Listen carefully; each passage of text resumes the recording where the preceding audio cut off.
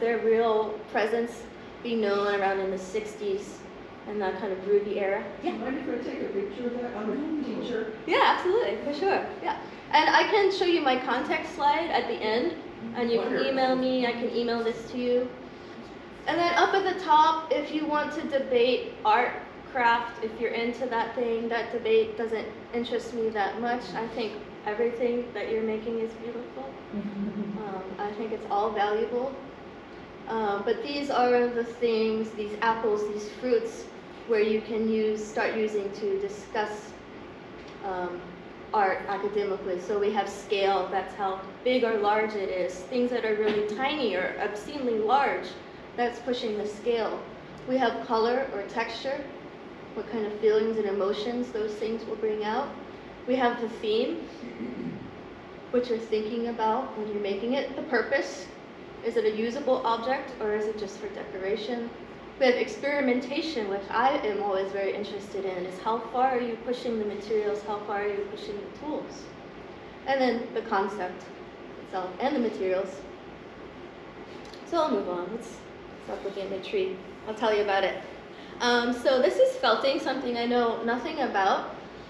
But from what I gather, how it works is you start with some fibers and you stab it with a needle until something comes out. So this can be called needle felting, nuno, or laminated felting. It's the only unspun art form in fiber art. So before there was spinning, there was felting. It's incredibly old. It's the oldest use of fibers. It's how humans first made their fabrics, their tents, their clothing. It was all felted. It uses a needle that's stabbed again and again. It's magic to me. I'm not really sure how it works, but it looks great. So the earliest evidence of felt making is wall coverings, which I consider to be a low relief, found in Turkey 6,500 years ago. It's overwhelming when you consider your place in the universe in relation to 6,000 years ago. Whew, it's a lot to think about. Here are two artists that I'm enjoying these days that are using felting in their work. On the right, I have Jacqueline Overdy. She's an Austin artist. She's using these very bright, bubblegummy colors in her felt that kind of bring this joyful, childlike experience, but then there's also a grotesqueness there. It's kind of walking on the dualities. That could be very interesting. And then on the left, I have Natasha Swift, who is using felt and also adding cocoa butter, black sand, and other materials into her felt to get these incredible pigments. I mean, just look how she's done that hair. It's incredibly detailed, time-consuming work. Very powerful work, too. It reminds me of something that you might see walking into a museum or a tomb or some kind of sacred space. Her title of it is interesting. Yeah. The title of Natasha Swift's piece is "Your Banks Are Red Honey Where the Moon Wanders." Self-portrait. This is a self-portrait. It's very poetic. Yeah. Which is, something that I've noticed here is that you all have poetic names for your yarns. I really have been enjoying looking around. I can't wait to see more tomorrow. Conceptually, paper making is a similar process to felting, and some academic institutions consider paper making a part of fiber arts. Isn't that interesting? So if we were to consider a fiber art, then behold, this amazing landscaped paper tapestry by Justin Favola. He's also a Texas artist. It's incredibly colorful. It reminds me of a fiesta. He's using tissue paper that's traditionally used in piñata making. To me, that inspires these feelings of familiar traditions, these familiar traditions, and this longing for a landscape that we were familiar with. It's very well executed as well. I can't imagine that it's easy to work with that much tissue paper. To bring out these sort of colors and textures. And then we have spinning. which is one of the defining processes in fiber arts. All materials used in fiber arts require spinning. We have a very long history with spinning as humans, starting with working with natural fibers and then leading up, leading up into animal fibers and working with mineral fibers, and then we developed all of these chemicals and plastics that has allowed us to make synthetic fibers. Which most of what we're experiencing in the story these days are synthetic fibers. Unfortunately, yeah. What I like about spinning, other than I know nothing about it, it looks really fun. I would love to try it. But what I like about it is that as the second oldest art form in fiber arts is that it really started off this tradition of strange terms and strange ways to describe things. Like the spindle has a mother of all, and it has maidens, and it has orifices. And it has all of these ways to describe the shapes and the textures of what is being spun. And I just find this vocabulary to be so delightful and amusing. And I love learning new funny words for things. So let me know if you know some. And also all of this chanting and the singing culture that went with the old spinning. Like a lot of our folk songs and our traditional songs were sung while working on the spindle. Very interesting. So spinning can happen in an industrial way, or it can be an artisan-made art form.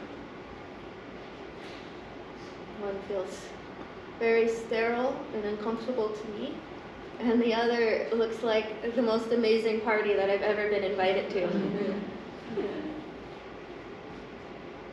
Spinning has led us to the thread arts, the yarn arts, the string arts, the rope arts.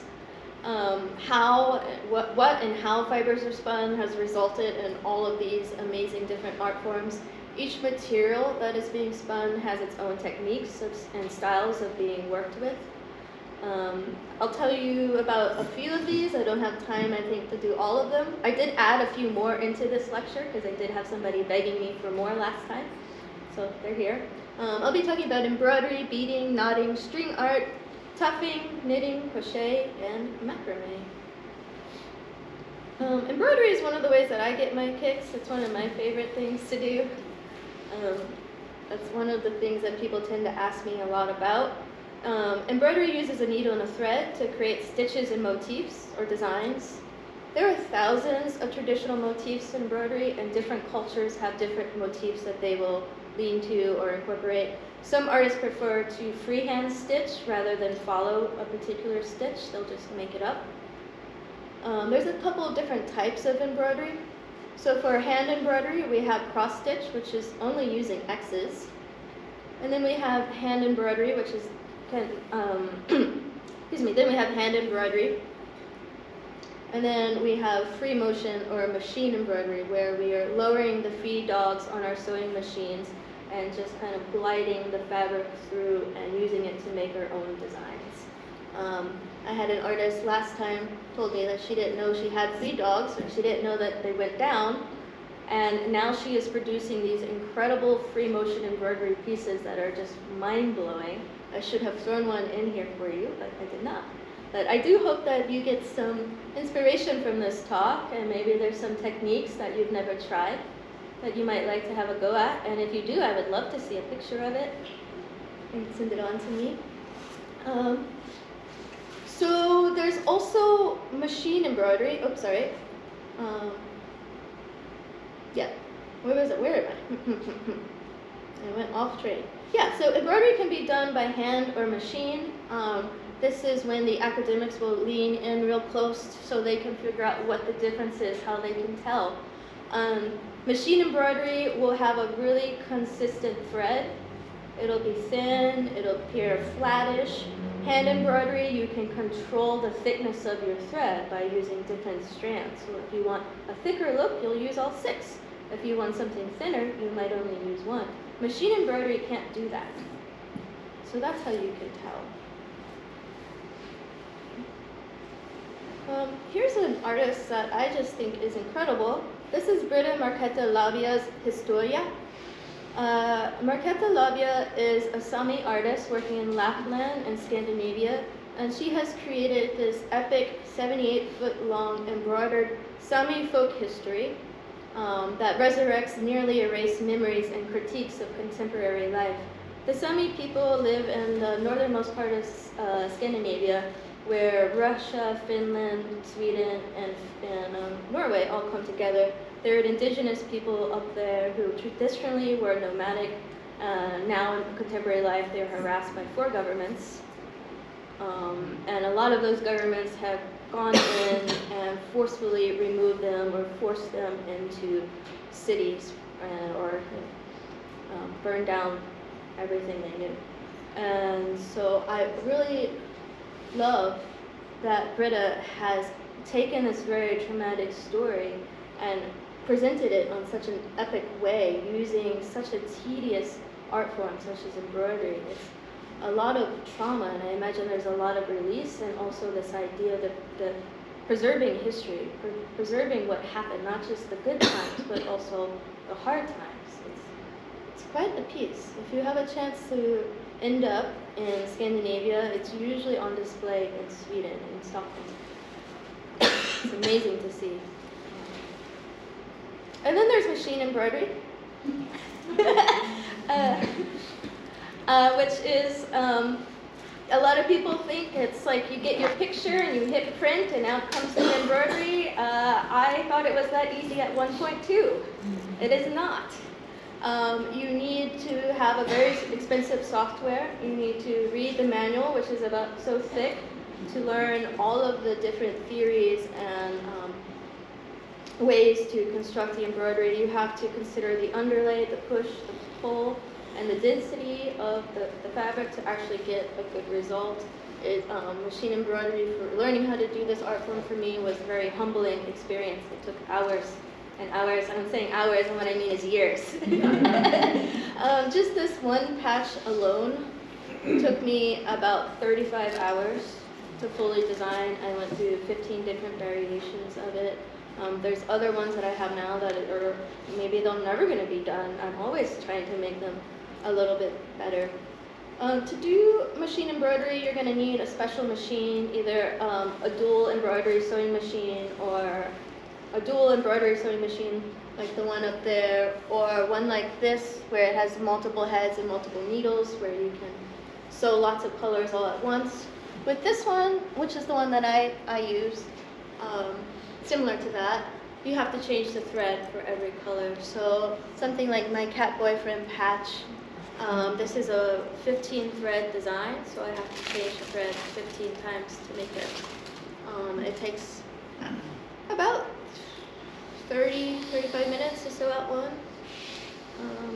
So it's really given me an appreciation of this culture of mass production that we live in. A lot of artists will send off their designs to China and get a box of 200 embroideries back with their design on it. And it's like, there's no way that you could do that for $75 or any amount of money that they had paid for it. Because it's an incredibly time-consuming process. The original way, the original machines that were embroidered, they used like a punch card system, which to me is so interesting. And we've come this long way now where we can embroider in our homes. So it's pretty interesting how fast this technology has been moving forward and how quickly we're being able to try out these new things. Beading uses a needle and thread, so technically it falls under the Fiber Arts umbrella. On the left, I have a piece by Joyce S. Scott. She's a sculptor, performance artist, and educator who's most well known for her beadwork in jewelry and in glass. Her art reflects her take on all aspects of American popular culture, her ancestors, and her community. Just having done about this much work on a beaded piece before, I can't imagine making a 3D sculptural object. It's incredibly time-consuming, a lot of patience. I'm from New Orleans. And in New Orleans, we have a black masking Mardi Gras Indian tradition. These people are master beaders.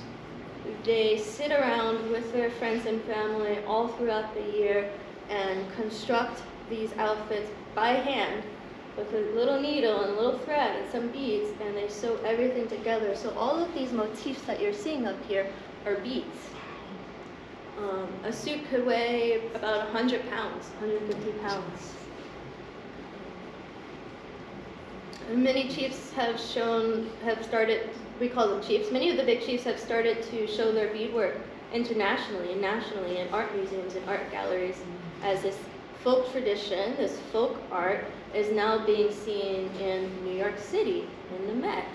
It's going to Paris. It's really, many of the younger members of these tribes have been entering the couture fashion world and training people all around the world how to do their beading style. So it's pretty special to see how quickly the craft world is being accepted into the fine arts world. It's happening really fast, and this is a great time for it. So here's some string art and knotting. So string art would be placing or arranging fibers into a form. This one's kind of strange. It appears to be a woman or some kind of animal on all fours with maybe some hair. It's kind of like sickly and gross, but also like I want to touch it and comb it. I think textile work and fiber arts has this like special allure in the art world where you just like want to touch it. And I've never wanted to touch a painting. It's like I've never wanted to do that. I've never wanted to walk up to some marble and like really like check it out and feel it. So fiber arts is very unique in that way. And then we have knotting, which is, there's thousands of different types of knot motifs, ways to knot. What I like about Shin's presentation here is that she's showcasing so many different types of the traditional knotting patterns. So each one of these little pieces on here is a different knot that she's pulled, probably most of them from old sailor manuals.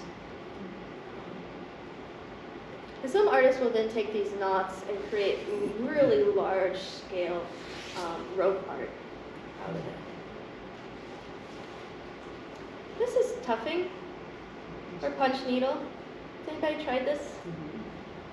I've done it a little bit. It's kind of fun. I mean, you have the yarn for it. It'd be painful though. Yeah, right. Tuffing or punch needle is a technique used in rug making or in making wall art. Many tuffers prefer their pieces to be called wall art and not wall hangings. Different artists are going to have different ways that they prefer to have their art talked about, and so I usually just go with whatever people are saying the most of.